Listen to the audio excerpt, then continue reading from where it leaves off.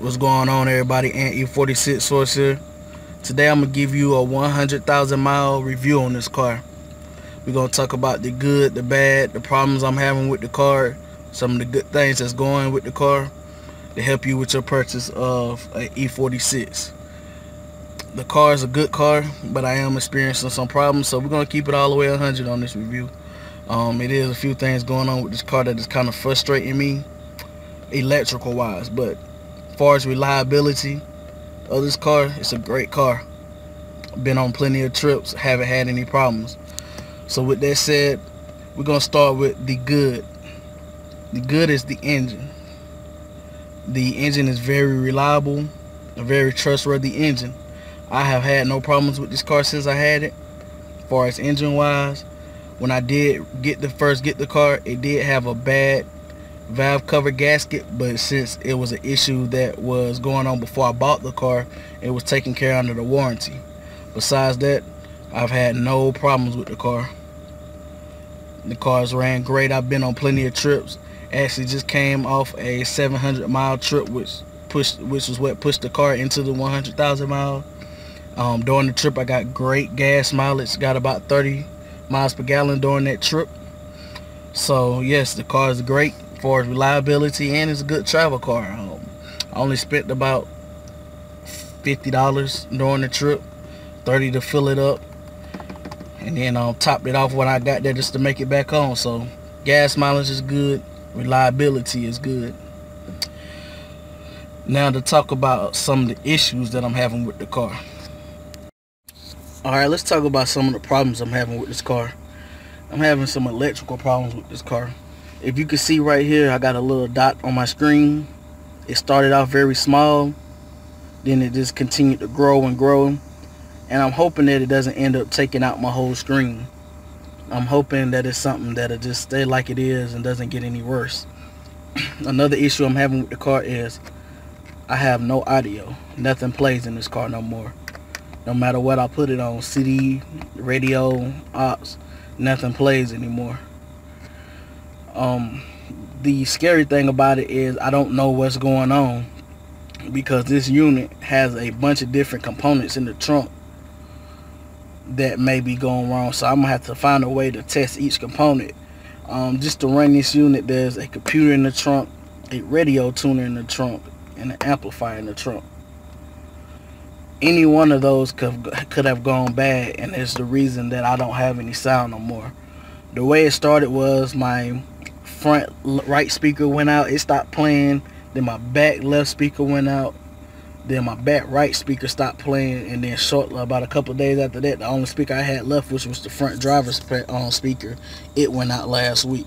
So now I have no audio in this car whatsoever, and I got to track down the problem and see what's going on. The other issue I'm having is with my sunroof. My sunroof at times open up by itself, and it's very hard to close. You have to reset the motor to get it back closed. And I had this car sitting at a shop one day, and it opened up on them. They didn't know how to close it, and it rained that day. I don't know if y'all hear that popping. That's what the speakers are doing now. So I had to find out what's going on there. But anyway, the sunroof opened, they couldn't get it closed, and it rained, and I end up getting my headliner stained up. They're gonna fix it, but it got me a little pissed off, but at least they're gonna fix that. But that's an electrical issue that I gotta change. I know what's wrong with it. I gotta go up here and change the motor.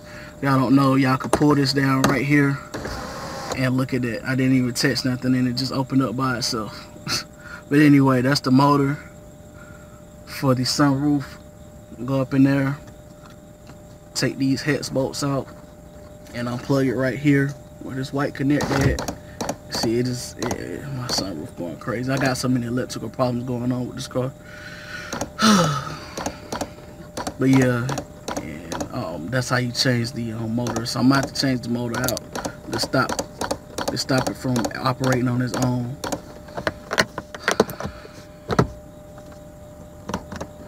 And see, right now the sunroof won't close. I don't know if y'all can see that. I can't pull this forward. Sunroof won't close. But while it's got this problem going on, let me tell you what to do if y'all experiencing the same problem with y'all sunroof. To reset your sunroof, just press and hold this button in for about 15-20 seconds.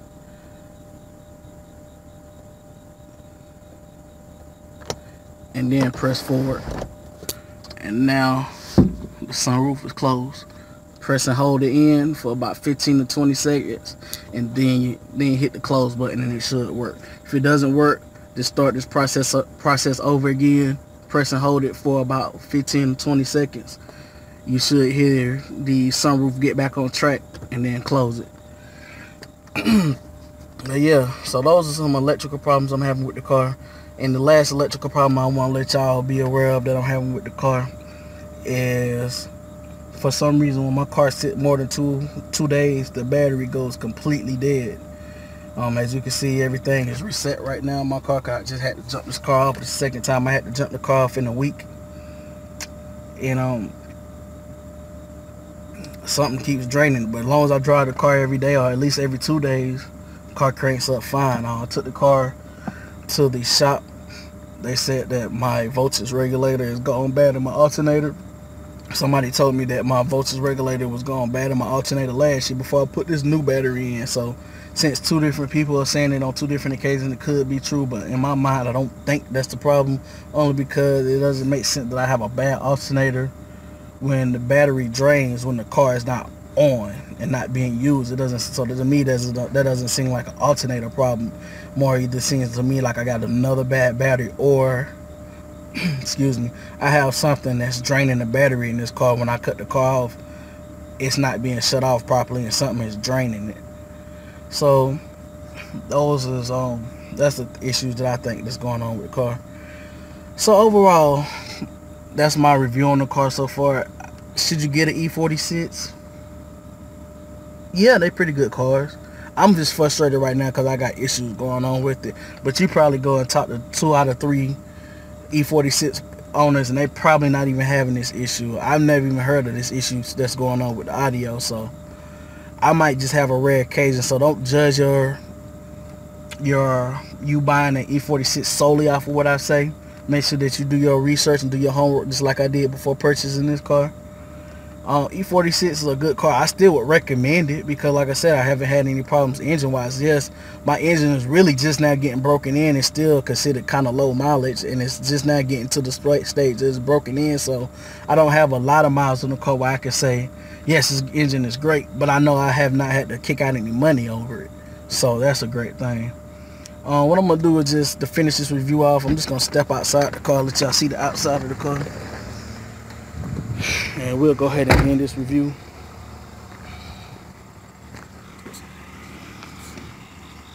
So this is what the car looking like. I do have a few issues that I'll show you just very quickly on the outside. Now, these issues that I'm having on the outside has nothing to do with BMW at all. This was totally, well, not my fault, but the fault of somebody else. My car got towed one day, and these cars sit very low. So my car got drug up the truck, and they damaged the hell out of my car. And they are gonna fix it, so I'm not really worried about that. But I think that's with the issues that I got going on the inside of the car, and then the issues I got going on the outside of the car just got me kind of down right now, which is making this review sound worse than it really is. I'm just kind of pissed off, but just show you some of the issues right quick, and something that you need to look forward to if you do get this car because of how low they sit. So the car got towed, the whole bottom of the car drug, and as you can see right here, it drug the car, and it broke this right here. That's the bottom trim of the car right there. And we'll walk around back and see what else happened. So when the car drug, the bumper drug as well, and it pushed the bumper up, and it ended up cracking the bumper right there. It ended up pushing the bumper out over here, all because they just dropped my car up the damn truck. And it did the same thing over here on the bottom.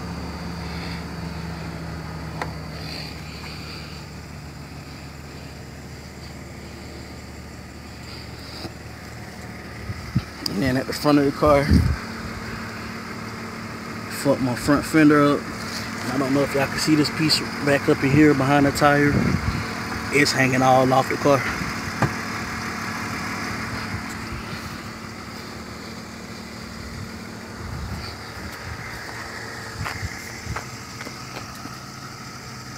Overall, from a distance, if I didn't show y'all those few things, you couldn't even tell.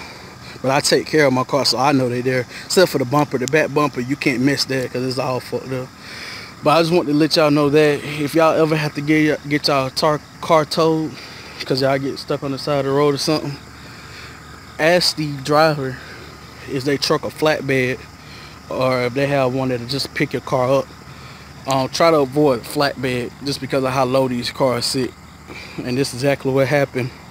He just drove my car at the flatbed and it just scraped the whole bottom of the car and messed up a bunch of things. Well, anyway, this is Ant with E46 Source, and I'm out.